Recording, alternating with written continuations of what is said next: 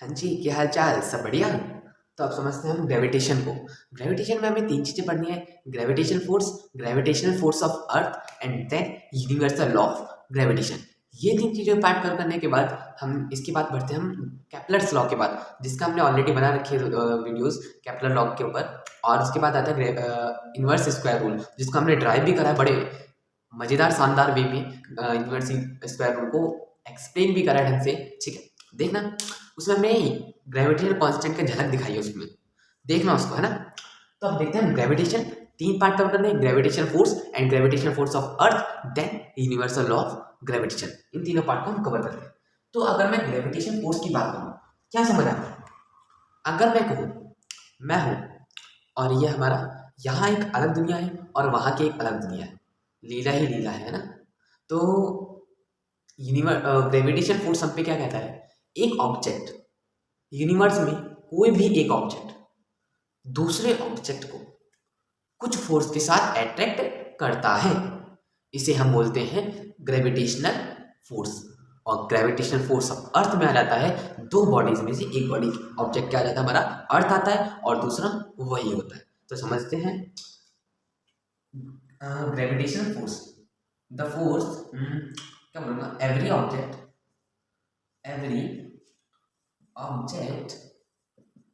in this universe, every object in this universe attract every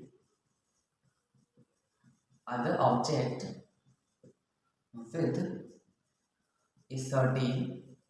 with a certain force। बात समझ आती है? every object in this universe attract every other object with a certain force, with a certain force। the force with which the force with which the force with which the two bodies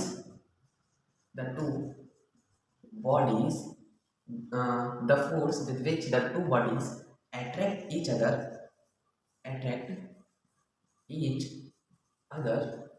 are called gravitational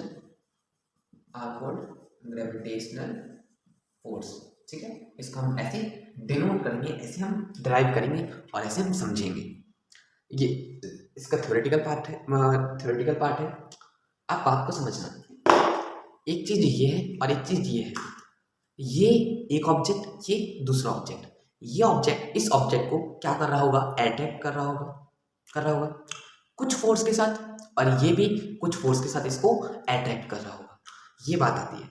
इसमें दो बात क्या आती है, और इसके अंदर जो स्मॉल मास होते हैं, जिनके पास स्मॉल मास होता है, थोड़ा सा मास होता है, उनका भी ग्रेविटेशनल फोर्स क्या होगा? स्मॉल होता है।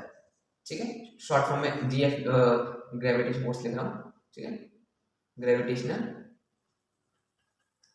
शॉर्ट फॉर्म में लिख रहा हूँ ग्रेविटेशनल फोर्स। ठीक है, सेकंड जो होता है लार्ज मास वाले ऑब्जेक्ट के साथ, लार्ज मासेस जिनके पास बहुत ज़्यादा मास होता है, उनका ग्रेविटेशनल फोर्स क्या होगा? लार्ज होता है। ये दो बात ध्यान रखना। ठीक है, छोटे मास वाले ऑब्जेक्ट के पास ऑब्जेक्ट का छोटा सा ग्रेविटेशनल फोर्स होता है, और जो बड़े बड़े मास वाले ऑब्जेक्ट होते हैं उन पे बड़ा ग्रेविटेशनल फोर्स होता है। ठीक है, इतनी बात समझ आती है। चलो मिटा देना, नोट कर लिया होगा, नोट कर देना, वरना टेलीग्राम पे मैंने भेज रखा है वीडियो, भेज रखा है मैंने अपने PDF वगैरह, उसको भी देख सकते हैं। ठीक है, आप समझते हैं gravitational force of earth,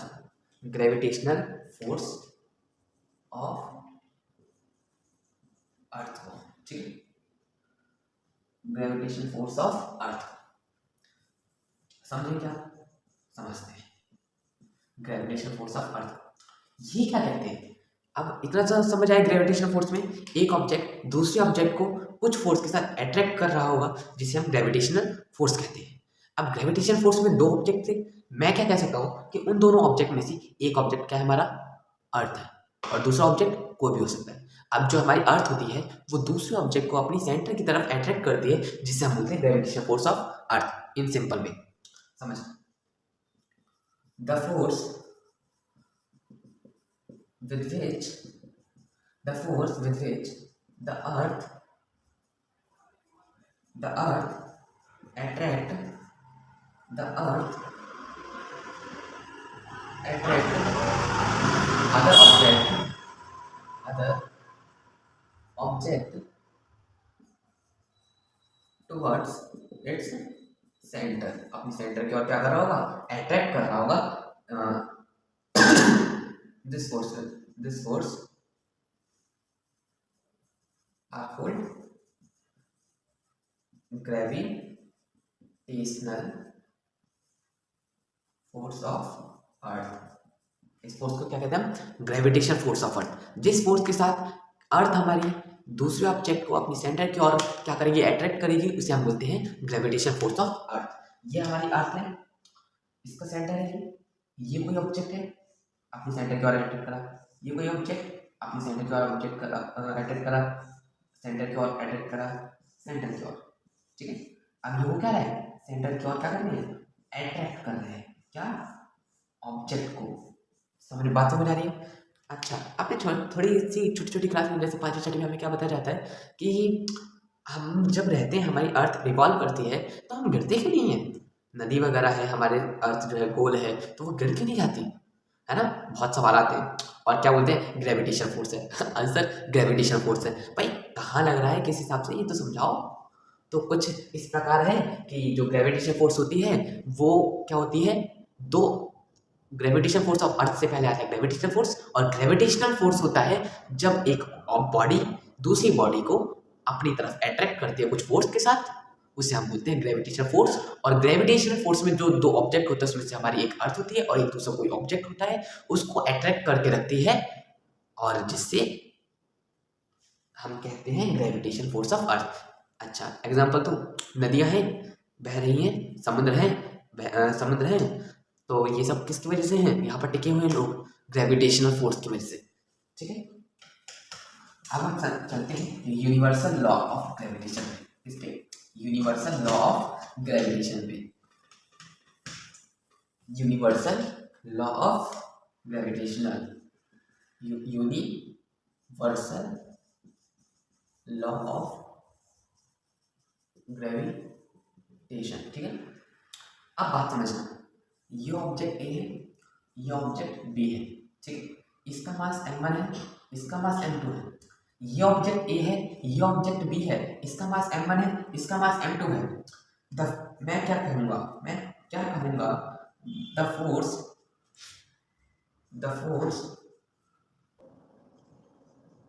between A and B are directly proportional